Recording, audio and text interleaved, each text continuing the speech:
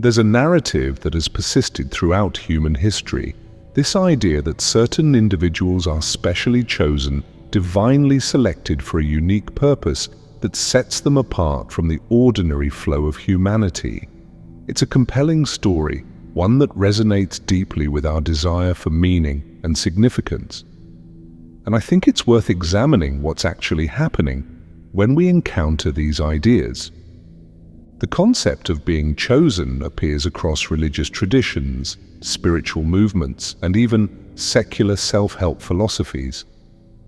It suggests that your life isn't random or accidental, but orchestrated by some higher intelligence, that every struggle, every setback, every moment of uncertainty has been leading you towards some profound revelation or transformation. Now, I want to be clear about something. I'm not dismissing the human need for meaning or purpose. These are fundamental aspects of our psychological well-being, but I think we need to be careful about how we construct these narratives, particularly when they involve claims about divine selection or cosmic significance. When someone tells you that you've been chosen, that God has orchestrated your life to bring you to a specific moment of revelation, they're making an extraordinary claim about the nature of reality. They're suggesting not only that there's a divine intelligence guiding human affairs, but that this intelligence has a special interest in your particular journey. And extraordinary claims require extraordinary evidence. The traditional religious framework suggests that your value comes from being selected by God, that your worth is determined by your place in a divine plan. But there's another way to think about purpose and meaning that doesn't require these metaphysical assumptions. What if your significance isn't derived from being chosen, but from the quality of your attention, the depth of your compassion, and your capacity to reduce suffering in yourself and others? What if meaning isn't bestowed from above, but created through how you engage with your experience and how you relate to other conscious beings? This perspective doesn't diminish the importance of purpose. If anything, it places even greater significance on how you choose to live. It suggests that meaning isn't something you passively receive, but something you actively create through your choices, your relationships, and your contribution to the well-being of others. The traditional narrative often presents a false dichotomy. Either you're following a divine plan or you're lost in meaningless chaos.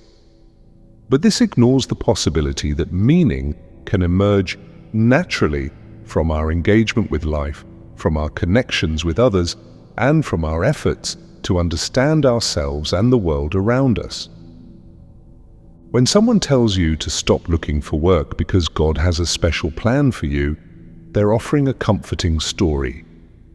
But comfort and truth aren't always aligned.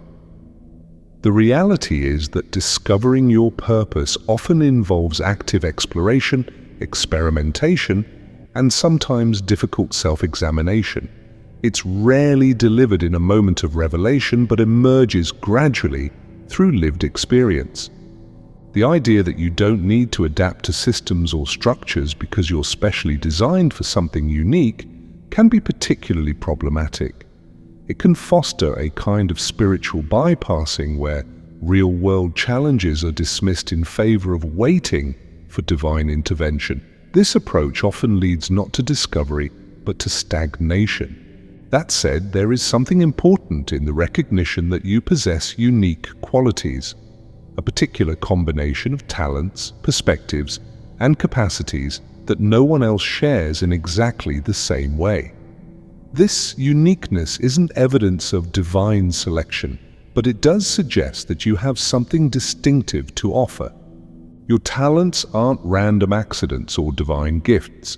They're the product of countless factors: genetic predispositions, environmental influences, educational opportunities, cultural context, and your own choices and efforts.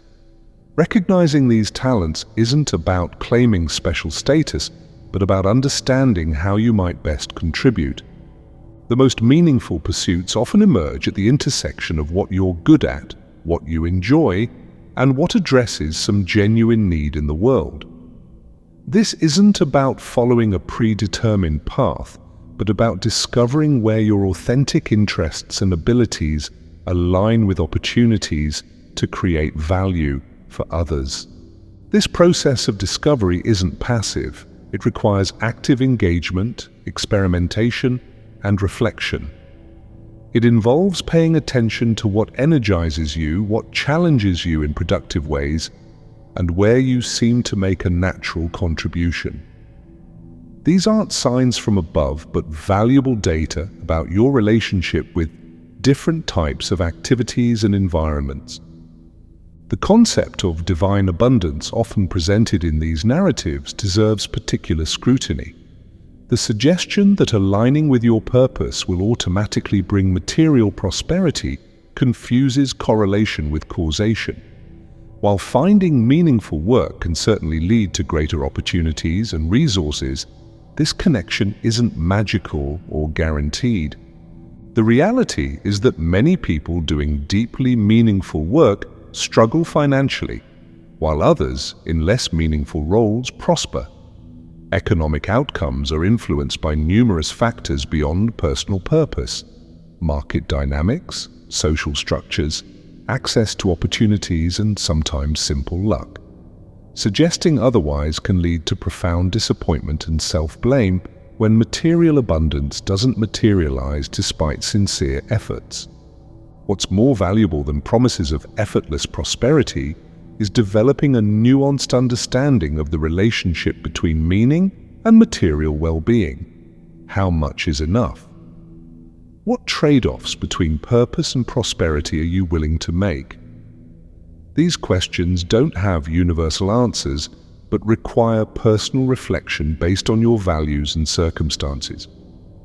The most reliable path to discovering your purpose isn't through waiting for signs or divine guidance, but through a process of honest self-inquiry. What activities absorb your attention so completely that you lose track of time? What problems or challenges naturally draw your interest?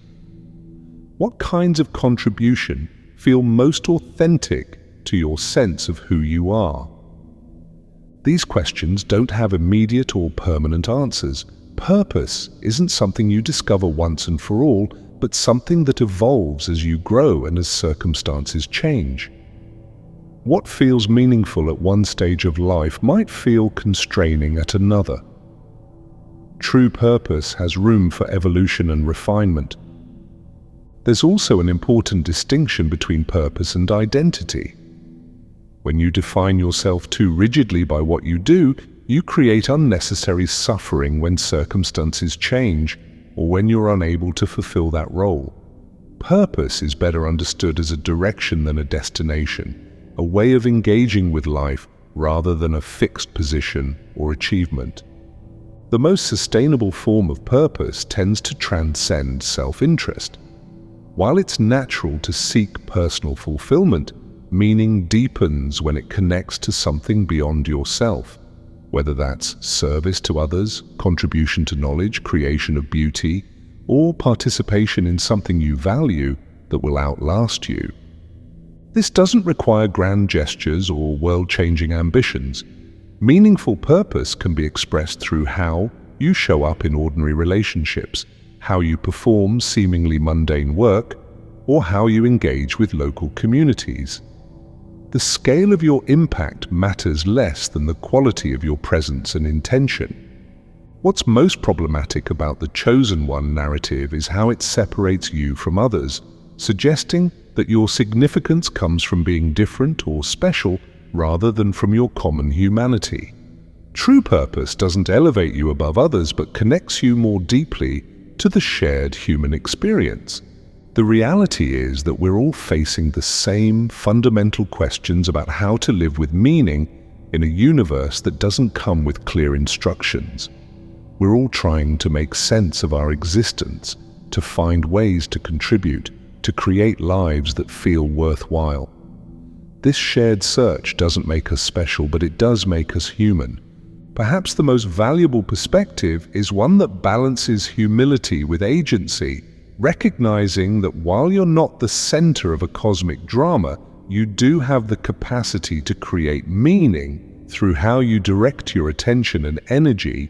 You weren't chosen, but you can choose. You weren't assigned a purpose, but you can discover and create one.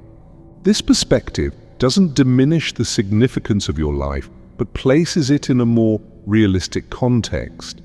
It suggests that meaning isn't bestowed from above, but emerges from how you engage with the full spectrum of human experience, including uncertainty, struggle, connection, and contribution.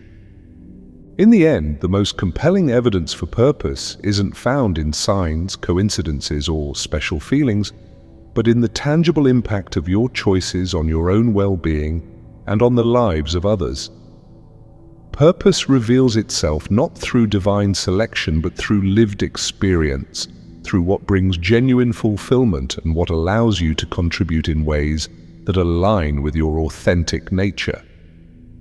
This may not be as dramatic as being chosen by God, but it offers something more valuable, the opportunity to create meaning that's grounded in reality rather than supernatural claims. And there's a profound dignity in recognizing that while you weren't singled out by divine decree, you do have the capacity to live with purpose, integrity, and compassion in a universe that contains both suffering and possibility.